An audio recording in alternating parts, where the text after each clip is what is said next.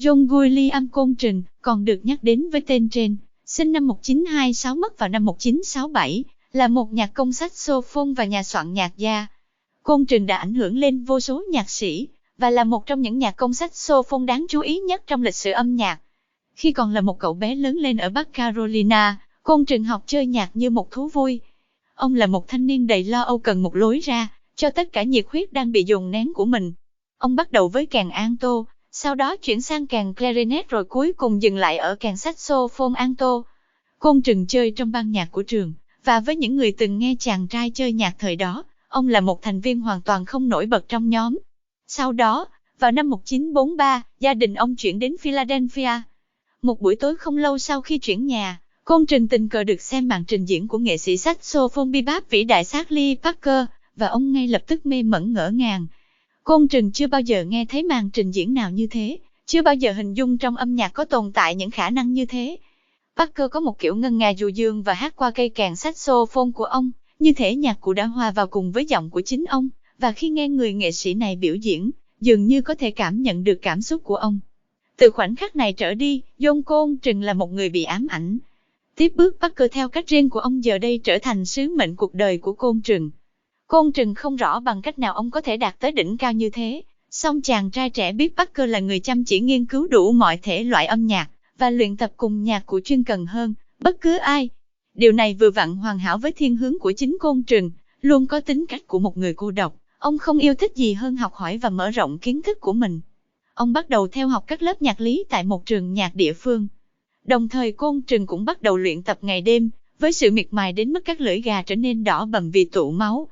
Trong thời gian giữa các buổi luyện tập, ông tới thư viện công cộng và nghe nhạc cổ điển, khao khát hấp thu tất cả những khả năng hòa âm có thể hình dung ra. Ông luyện tập các tổ hợp nốt bấm như kẻ nghiện, làm cả gia đình phát điên.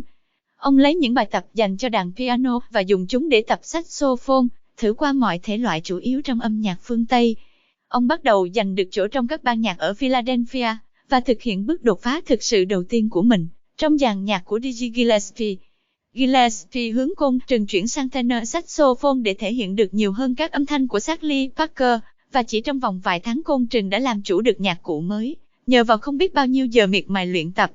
Trong 5 năm tiếp theo, Côn Trừng liên tục chuyển từ ban nhạc này sang ban nhạc khác, mỗi ban nhạc có phong cách và vốn tiết mục khác nhau. Cuộc sống lang bạc này rất hợp với Côn Trừng, ông cảm thấy như thể mình cần nhập tâm mọi thể loại âm nhạc có thể hình dung ra. Song điều này cũng gây ra cho ông vài vấn đề. Khi đến thời điểm thực hiện biểu diễn độc tấu, Côn Trừng khá lúng túng do dự. Ông có cảm nhận khác thường về nhịp điệu, một phong cách nhảy bỏ quãng đặc trưng cho riêng mình, và không thực sự hòa nhập với các ban nhạc ông đang tham gia biểu diễn. Cảm thấy ngượng, khi đến lúc phải độc tấu ông liền bắt chước phong cách chơi nhạc của người khác. Cứ vài tháng ông lại thử nghiệm một phong cách mới vừa nghe được. Với một số người, dường như chàng trai trẻ Côn Trừng đã lạc lối trong quá trình học hỏi và lang bạc của mình. Năm 1955, Miles Davis, trưởng nhóm của tứ tấu nhạc gia nổi tiếng nhất thời đó, quyết định mạo hiểm mời Côn Trừng gia nhập nhóm của mình. Giống như những người khác, ông biết chàng trai trẻ là nghệ sĩ sáng chói nhất về mặt kỹ thuật hiện thời, kết quả từ quá trình luyện tập lâu dài. Song Davis cũng nhận ra trong cách chơi nhạc của Côn Trừng một điều lạ lùng, một kiểu kéo căng âm thanh mới mẻ khi phát ra. Ông cổ vũ Côn Trừng đi theo con đường riêng và không bao giờ được do dự. Trong những tháng tiếp theo, Davis sẽ có những khoảnh khắc hối tiếc, ông đã đánh mất một thứ khó hòa hợp được vào nhóm của mình. Côn Trừng có cách bắt đầu hợp âm ở những chỗ lạ lùng nhất. Ông thường thay những đoạn tiết tấu nhanh với các âm dài, tạo ra ấn tượng rằng có vài giọng khác nhau đang cùng lúc phát ra qua cây kèn saxophone. Chưa ai từng nghe thấy một âm thanh như thế. Em kèn của ông cũng đặc biệt không kém, ông có cách riêng để ngậm chặt lấy miệng kèn, tạo ra cảm giác như thể chính chất giọng lạo xạo như ngậm sỏi của ông đang vang lên từ nhạc cụ. Cách chơi nhạc của Côn Trừng có một luồng âm hưởng ẩn đầy lo lắng và gây hấn, đem đến cho âm nhạc của ông cảm giác gấp gáp. Mặc dù nhiều người cảm thấy khó chịu với thứ âm thanh mới này, một số nhà phê bình bắt đầu thừa nhận thứ gì đó đầy phấn khích trong đó. Một tác giả bài viết mô tả thứ vang lên từ cây saxophone của Côn Trừng là những âm thanh say đắm, như thể ông đang chơi đồng thời cả một nhóm nốt nhạc, và cuốn người nghe theo âm nhạc của ông. Cho dù giờ đây bắt đầu giành được sự công nhận và chú ý, Côn Trừng tiếp tục cảm thấy bứt rứt bất an. Ông muốn đánh dấu âm thanh của mình đến cực hạn, làm nó trở thành hiện thân hoàn hảo cho cảm xúc của mình, thường là những cảm xúc mang tính tự nhiên và tiên nghiệm, do đó thật khó diễn đạt bằng từ ngữ. Có những khoảnh khắc thứ âm nhạc ông thể hiện trở nên sống động, Nhưng vào những lúc khác, cảm nhận về tiếng nói của chính mình tuột khỏi ông. Có lẽ tất cả hiểu biết của Côn Trừng trên thực tế đang đè nén, ức chế ông. Đến năm 1959, ông rời Miles Davis để tự lập ra nhóm tứ tấu của mình. Kể từ khi đó trở đi, ông sẽ thử nghiệm và đã thử qua gần như bất cứ thứ gì cho tới khi tìm thấy âm thanh mình luôn mong đợi. Bài hát Giant Steps, những bước khổng lồ, của Côn Trừng, nằm trong album quan trọng đầu tiên cùng tên của ông, là một bài thực tập về thứ âm nhạc không theo khuôn mẫu. Việc sử dụng những hợp âm tiếng riêng biệt theo quãng 3, với sự thay đổi khóa và hợp âm liên tục, âm nhạc bị đẩy về phía trước một cách điên cuồng. Những hợp âm tiếng liên kết theo quãng 3 sau đó được biết đến là biến tấu Côn Trừng, và vẫn được các nhạc công sử dụng như một khuôn mẫu cho ứng tác trong nhạc gia. Album thành công vang dội, một số bài trong album này tiếp tục trở thành tiêu chuẩn trong nhạc gia, nhưng thử nghiệm này vẫn khiến Côn Trừng dửng dưng. Bây giờ ông muốn trở lại với giai điệu, với điều gì đó tự do hơn, biểu cảm hơn, và Côn Trừng thấy mình quay về thứ âm nhạc ban đầu thời thơ ấu của mình, tâm hồn da đen. Đến năm 1960, ông sáng tạo ra tác phẩm đầu tiên được ưa thích rộng rãi của mình, một phiên bản mở rộng của bài hát My Favorite Things, những điều ưa thích của tôi, từ vở nhạc kịch thành công vang dội của Broadway The Sound of Music, giai điệu âm nhạc. Ông chơi bản nhạc trên kèn saxophone soprano theo một phong cách gần như Đông Ấn, pha trộn với một chút tinh thần da đen, tất cả kết hợp cùng thiên hướng lạ lùng của Côn Trừng về biến tấu hợp âm và khả năng bấm các tổ hợp nốt nhanh. Đó là một sự pha trộn kỳ lạ giữa thử nghiệm và âm nhạc đại chúng, không giống bất cứ điều gì ai khác từng làm. Đến lúc này Côn Trừng giống như một nhà giả kim, dấn thân vào cuộc hành trình gần như bất khả thi để khám phá ra cốt lõi của chính âm nhạc, để khiến nó thể hiện sâu sắc và trực tiếp hơn những cảm xúc trong ông, để kết nối nó với phần vô thức. Và dần dà có vẻ như Côn Trừng dang lại gần hơn mục đích của mình. Bản ballad Alabama của ông, được viết để đáp lại vụ Ku Klux Klan đánh bom một nhà thờ tại Birmingham, Alabama, dường như nắm bắt được một điều cốt yếu về khoảnh khắc và tâm lý của thời ấy. Tác phẩm dường như là hiện thân của nỗi buồn và tuyệt vọng. Một năm sau, album A Love Supreme, một tình yêu tối thượng ra đời. Nó được ghi âm trong một ngày, và sự thể hiện các bài nhạc này đối với Côn Trừng cũng giống như một trải nghiệm tôn giáo. Nó chứa đựng mọi thứ ông nhắm đến, những phần kéo dài được duy trì lâu miễn là nghe có vẻ tự nhiên, một điều mới mẻ trong da, và một hiệu quả như mê hoặc với người nghe, trong khi vẫn chứa đựng những âm thanh nặng trĩu, và sự chói sáng về kỹ thuật đã làm nên tên tuổi Côn Trừng. Đây là một album thể hiện yếu tố tinh thần mà ông không thể chuyển thành từ ngữ. Nó gây xúc động mạnh, thu hút cả một lượng thính giả mới đến với âm nhạc của ông. Những người dự các buổi trình diễn trực tiếp của Côn Trừng vào thời kỳ này, đều khẳng định sự độc nhất vô nhị của trải nghiệm đó.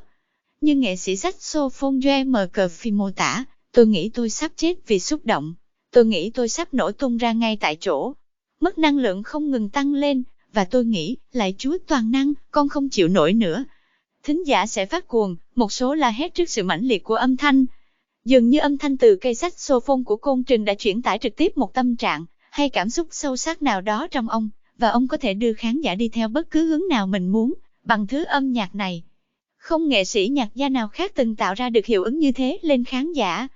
Như một phần của hiện tượng Côn Trừng, mọi thay đổi ông đưa vào giai điệu đột nhiên được tiếp nhận như xu hướng mới nhất, những bài hát được kéo dài, các nhóm nhạc lớn hơn, trống tam bao và chuông, các âm thanh phương Đông, vân vân. Người đàn ông đã dành 10 năm đằng đẵng để tiếp thu phong cách từ mọi hình thức âm nhạc, và giờ đây trở thành người định hình xu hướng cho người khác. Tuy vậy, sự nghiệp thăng hoa của Côn Trừng bị gián đoạn vào năm 1967, khi ông qua đời ở tuổi 40 vì ung thư gan. Lời bình. Trong thời đại của Côn Trừng, nhạc gia đã trở thành phương tiện ca ngợi tính cá nhân. Những nghệ sĩ như Charlie Parker, biến độc tấu gia trở thành tâm điểm của bất cứ tiết mục nào. Khi độc tấu, nghệ sĩ sẽ thể hiện tiếng nói độc đáo của mình. Nhưng tiếng nói thể hiện thật rõ rệt trong tác phẩm của những tác giả xuất chúng là gì vậy?